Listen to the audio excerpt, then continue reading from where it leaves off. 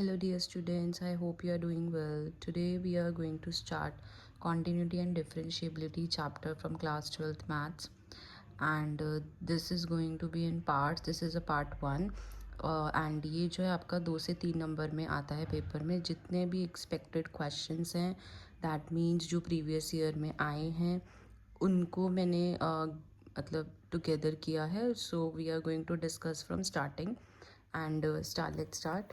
Function जो है, एक फंक्शन को हम कॉन्टिन्यूस कहेंगे कब, जब LHL एंड RHL इक्वल होगा फंक्शन की. दैट मीन्स यहाँ पे left hand limit and right hand limit की बात कर रहे हैं. आपने 11th क्लास में भी पढ़ा होगा इससे रिलेटेड चैप्टर. तो यहाँ पे लेफ्ट हैंड लिमिट का मतलब है कि नेगेटिव में आपका जो नंबर लाइन होता है दैट इज़ इधर राइट साइड पे पॉजिटिव एंड इधर नेगेटिव जाता है. तो दैट इज़ कि ए नेगेटिव फंक्शन इक्वल होगा राइट हैंड लिमिट एच या x extends to a positive function equal to function of a f a. That is ठीक है. दैट मीन्स अब हम इसको चेंज कर देते हैं, इसको हटा के एच एक्सटेंड्स टू 0 करते हैं एंड ये नेगेटिव में है तो a माइनस एच हो जाता है. राइट हैंड लिमिट में सेम ऐसे ही होता है. Similarly limit h extends to 0 function a plus h हो जाता है एंड एफ ए का एफ ए रहता है. तो बेसिकली आपको ये समझाने के लिए था, आपको याद ये रखना है. ठीक है. तो अब कुछ बेसिक फॉर्मूलेज हैं जो अपने 11th में करे थे. दैट इज़ यहाँ पे x टेंड्स टू 0 ही होना चाहिए. साइन x अपॉन एक्स 1 के इक्वल होगा and tan x upon x भी 1 के इक्वल होगा. यहाँ पे e की power x minus 1 upon x भी 1 के इक्वल होगा and log 1 plus x upon x जो है वो भी 1 के इक्वल होगा. And this is a basic x की पावर n माइनस a की पावर n अपॉन में x minus a will be equal to n into a की पावर n माइनस 1. ठीक है. एंड देन फंक्शन का कॉम्पोजिशन क्या होता है, दैट इज़ अगर एक फंक्शन एफ एक्स एंड दूसरा function g x are continuous, अगर वो दोनों के दोनों कॉन्टीन्यूस है ऐसा गिवन है तो उनका समिशन मतलब नॉट फंक्शन एफ एंड जी का समिशन जो है वो भी कॉन्टीन्यूस होगा एंड उसका सब्ट्रैक्शन भी कॉन्टीन्यूस होगा, मल्टीप्लिकेशन भी कॉन्टीन्यूस होगा एंड डिवीजन भी कॉन्टीन्यूस होगा. बट जो आपका डिनोमिनेटर है वो 0 के इक्वल नहीं होना चाहिए, जो कि हमें पता है P अपॉन Q की form basic thing. And let's start the question. MCQ questions हैं पहले स्टार्टिंग में. दैट इज़ अगर आपको फंक्शन गिवन है दिस वन, 2024 में आया हुआ ये क्वेश्चन. मैंने सैम्पल पेपर से उठाया. You can see my sample paper book. Now option है कि वो डिसकॉन्टिन्यू चेक करना है कि एग्जैक्टली 2 पॉइंट पे, 1 पॉइंट पे या 3 पॉइंट पे या है ही नहीं. तो हमें पता है P अपॉन Q की फॉर्म में क्या होता है, नीचे वाला जो वो 0 के इक्वल नहीं होता है. तो हम 0 की वैल्यू पुट करके इक्वल टू 0 मतलब पुट करके जो है चेक कर लेंगे. जो वैल्यूज़ आएगी दैट इज़ कि उस पर नहीं होगा, दैट मीन्स डिसकॉन्टिन्यूस है. तो जितनी भी वैल्यूज़ आएंगी उनको काउंट करो and just tick the answer. तो this one and x common लिया. नॉर्मली इसको आप सॉल्व करोगे a square minus b square का, इसको मैं लिख सकती हूँ 3 का स्क्वायर माइनस एक्स का स्क्वायर. तो that is a square minus b square, a plus b a minus b. ठीक है. तो मेरी 3 वैल्यूज़ आ गई 0 -3 एंड 3. तो 3 वैल्यूज़ मतलब कि यहाँ पे नीचे ये 3 वैल्यूज़ नहीं आनी चाहिए. तो डिसकॉन्टिन्यूस है एग्जैक्टली 3 पॉइंट्स पे. The answer is C, discontinuous at exactly 3 points. ठीक है. नेक्स्ट क्वेश्चन है आपका मोस्ट इंपॉर्टेंट, रिपीट हुआ है ये. तो फंक्शन दे रखा है आपको, दिस इज ब्रैकेट का मतलब है. और आगे क्वेश्चन ये भी एक्सप्लेन करता है कि where this is greatest integer function that is less than और equal to x is continuous at. आपको ऑप्शंस दे रखे हैं, MCQ का क्वेश्चन है. ठीक है. तो सबसे पहले आपको पता होना चाहिए कि ग्रेटेस्ट इंटीजर फंक्शन क्या होता है. इसका मतलब ये होता है कि जो भी आपकी इसमें वैल्यू होगी वो उससे पहले वाली वैल्यू आ जाएगी, बिलो दैट आ जाएगी. ठीक है. तो जैसे 2 है तो 2 ही आएगा बाहर. बट 1.3 है तो उससे पहले क्या आता है, 1 आता है, ना कि 2. अब ऐसे ही नेगेटिव में आपको पता है नंबर लाइन अपोजिट जाती है. जैसे यहाँ पे पॉजिटिव की बात करें तो 1 2 होती है, बट नेगेटिव में क्या होती है 0 -1 -2 ऐसे करके इंक्रीज हो रही, मतलब डिक्रीज हो रही है, बट ये इंक्रीज हो रहा है, नंबर इंक्रीज हो रहा है. दैट मीन्स -1.8 इससे कम क्या होगा, 2 होगा. That is -2. तो -2 -3.2. तो यहाँ पे जब -3 आएगा तो उससे कम क्या होगा, -4 होगा लेफ्ट साइड पे. तो आंसर -4. तो अपने ऐसे करना है. अब हम इस क्वेश्चन में MCQ के केस में क्या करते हैं, 4 उठाओ, 4 के आसपास चेक करो क्या ये ग्रेटेस्ट इंटीजर फंक्शन होगा. मतलब इससे कम वाली वैल्यू लो, इससे ज़्यादा वाली वैल्यू लो, 1 या 2 नंबर पॉइंट में, एंड चेक करो कि क्या वही आएगा जैसे मैंने यहाँ किया है, 4 से कम होगा 3.9, ठीक है। तो 3.9 का ग्रेटेस्ट इंटीजर फंक्शन जो होगा वो 3 होगा, क्योंकि इससे कम जो है वो 3 है। एंड 4.1, 4 मैंने इससे 1.1 बढ़ाया 4.1, इससे कम क्या होगा, 4 होगा। दीज आर नॉट सेम, तो ये ग्रेटेस्ट इंटीजर फंक्शन नहीं है। नेक्स्ट वाला -2। अब -2 से कम की वैल्यू, तो दैट इज -2.1। -2 से बड़ी वैल्यू तो वो यहाँ पे आ गई -1.9। अब -2.1 जो हमने लिया, इससे कम वाली वैल्यू लेनी है एंड इससे भी कम वाली वैल्यू लेनी है। तो इससे कम वाली वैल्यू लेंगे तो -3 आएगा, एंड -1.9 जो भी होगा यहाँ पे, इससे कम वाली वैल्यू -2 आएगा। These again are not equal, ठीक है। नेक्स्ट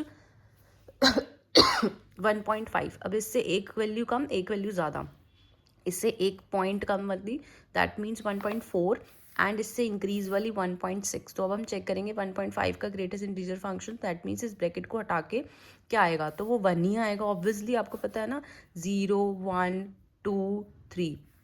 तो 1.4 यहाँ लाई करेगा, इससे पहले वाली वैल्यू 1, 1.6 कहीं भी यहाँ लाई करेगा, और इससे कम वाली वैल्यू 1। तो दैट मीन्स इसमें हमारा सेम आ रहा है, तो आपका आंसर होगा 1.5। आपको डी ऑप्शन चेक करने की ज़रूरत नहीं है, ठीक है। नेक्स्ट क्वेश्चन, फंक्शन दे रखा है आपको ये, एंड आपको ये दिया होगा if x is less than equal to 5, and ये दिया है कि if x is greater than equal to 5 is continuous. आपको दिया ये फंक्शन कॉन्टिन्यूस है, आपको k की वैल्यू निकालनी है। 1 नंबर में क्वेश्चन आता है, ठीक है, और 3 नंबर में, 2 नंबर में भी आ सकता है, तब आपको फुल एक्सप्लेन करना है। इसके बाद और भी ऐसे क्वेश्चन है, लेट्स सी। अगर नॉर्मली 1 नंबर में क्वेश्चन आया है तो हमने कैसे करना है, MCQ में है बेसिकली, तो अच्छे से सॉल्व नहीं करने की ज़रूरत है, आपने वैसे ही करना है। तो यहाँ पे क्या है कि इक्वल टू, दैट मीन्स जो एफ ए फंक्शन है, F5 है, वो 3x - 8 की इक्वल है, ठीक है। और अगर ये कॉन्टिन्यूस है, इसका मतलब LHL RHL and function equal होगा, ठीक है। नाउ सबसे पहले हम इक्वल टू वाला उठाते हैं, तो that is function F5 equal to, इसमें वैल्यू पुट कर दो 5 की, 3 × 5 - 8, and the answer will be 7, ठीक है। 3 5 से 15 - 8 7। ऐसे ही RHL राइट हैंड लिमिट उठाएंगे, तो राइट हैंड लिमिट में ग्रेटर देन 2k। अभी हम k की वैल्यू तो हमें निकालनी है, हम कुछ पुट नहीं कर सकते। और अगर ये कॉन्टिन्यूस है तो आप इन दोनों को इक्वल रख दो, और LHL उठा लो, RHL उठा लो, बात एक ही है। बट कोशिश ये करना हमेशा RHL उठाना, नेगेटिव में मत जाना। तो 2k इज इक्वल टू 7 आ गया, k की वैल्यू आपकी 7/2 आ गई। आपको LHL ओपन करना ही नहीं पड़ा, ठीक है। तो आपका आंसर आ गया 7/2, ठीक है। Let's move to the next question. Value बताइए कि वैल्यू होगी k की जो कि लेस देन 0 होगी, फॉर विच फंक्शन आपको दे रखा है। इसका मतलब k की वैल्यू निकालनी है, बट एक कंडीशन है कि k की वैल्यू लेस देन 0 होनी चाहिए। इसका मतलब k की वैल्यू ज़्यादा आएंगी, ठीक है। तो आपको ये फंक्शन दे रखा है और ये दिया है, एंड बोला है x0 होता है तो ये है, एंड नॉट इक्वल टू 0 है तो ये है। तो इसमें यहाँ पे 2 केसेस बन जाते हैं कि x अगर ग्रेटर देन 0 है तो यही फंक्शन यूज़ होगा, एंड x अगर लेस देन 0 है तो ये फंक्शन यूज़ होगा, ठीक है। इस continuous at x is equal to 0 पे, ये कॉन्टिन्यूस है ऑलरेडी, आपको k की वैल्यू निकालनी है। इसका मतलब अगर ये कॉन्टिन्यूस है तो फंक्शन दिस फंक्शन और f(0) इक्वल टू होगा RHL और LHL, ठीक है। इस केस में भी हम LHL ओपन नहीं करेंगे, RHL करेंगे सिंपल, ठीक है। अब एक फॉर्मूला है, ये याद रखना है क्योंकि इसमें यूज़ हो रहा है, मैंने सॉल्व करे हैं क्वेश्चन तो मेरे को पता है, बट आपको सारे फॉर्मूलेस पता होने चाहिए। 1 - cos x का फॉर्मूला होगा 2 sin² x/2। वैसे 1 - cos 2x होता है, बट यहाँ पे अगर ये एंगल हट गया है 2, डैट मीन्स 2 से डिवाइड कर दिया, तो हमने फॉर्मूले का सॉल्यूशन को भी 2 से डिवाइड कर दिया, दैट्स इट। नाउ सबसे पहले इक्वल टू वाला, तो दैट इज f मेरा 0 जो है वो 1/2 के इक्वल है। अब हम हमेशा राइट हैंड लिमिट उठाएंगे जब हमें पता है ऑलरेडी कि कॉन्टिन्यूस है। तो LHL भी उठा सकते हो, बट वहाँ नेगेटिव आ जाता है, तो कोशिश करो नेगेटिव इग्नोर, नेगेटिव वाले क्वेश्चन, मतलब नेगेटिव वाले पार्ट्स में मत जाओ। RHL limit x extends to 0 positive function equal to limit h extends to 0। अब हम x हटा के h कर रहे हैं, एंड इसकी जगह x की जगह 0 + h रख रहे हैं। Sorry. Now limit h extends to zero. अब हमने क्या करना है, जहाँ भी एक्स है ना उस पर ज़ीरो प्लस एच रख देना है, दैट मीन्स यहाँ पे। और अगर हम ज़ीरो प्लस एच रखेंगे दैट मीन्स ज़ीरो तो वैसे ही हट गया, बट प्रेजेंटेशन के लिए रखते हैं, जब 3 नंबर में क्वेश्चन आता है यहाँ पे नहीं करेंगे। तो यहाँ पे 1 माइनस कॉस के एच एंड आपका इसकी जगह वैल्यू रख दी zero plus h, that means h sine h, ठीक है।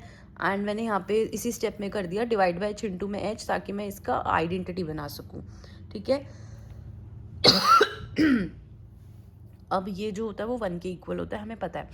नेक्स्ट 1 माइनस कॉस, ये होगा x, ठीक है। तो इसका फॉर्मूला हो गया 2 sine square x upon two, यहाँ पे x है के H, that is 2 sine square के एच अपॉन टू, अपॉन में बचा क्या h का स्क्वायर, क्योंकि ये तो 1 हो गया, ठीक है। एंड देन नेक्स्ट स्टेप आपका limit h extends to 0 two. अब हमने यहाँ पे क्या किया, जो ये था के एच अपॉन टू, के अपॉन टू जो है उससे डिवाइड कर दिया ताकि ये दोबारा आइडेंटिटी बन जाए। तो 2 बाहर रखा, साइन के अपॉन टू एंड अपॉन में के अपॉन टू, और ये आइडेंटिटी बन गई 1। तो यहाँ पे बचा के अपॉन में 2 का होल स्क्वायर। इसको ओपन करोगे तो आपकी के की वैल्यू ये आ गई, और हमें कंडीशन दी हुई थी कि के की वैल्यू जो है लेस देन 0 होनी चाहिए। तो यहाँ पे ऑब्वियस है कि पॉजिटिव 1 नहीं होगी, 0 से कम वैल्यू -1 है, तो ये आंसर हो गया आपका, ठीक है। Let's wait for the next part, हम नेक्स्ट पार्ट में आगे के क्वेश्चंस करेंगे। Thank you.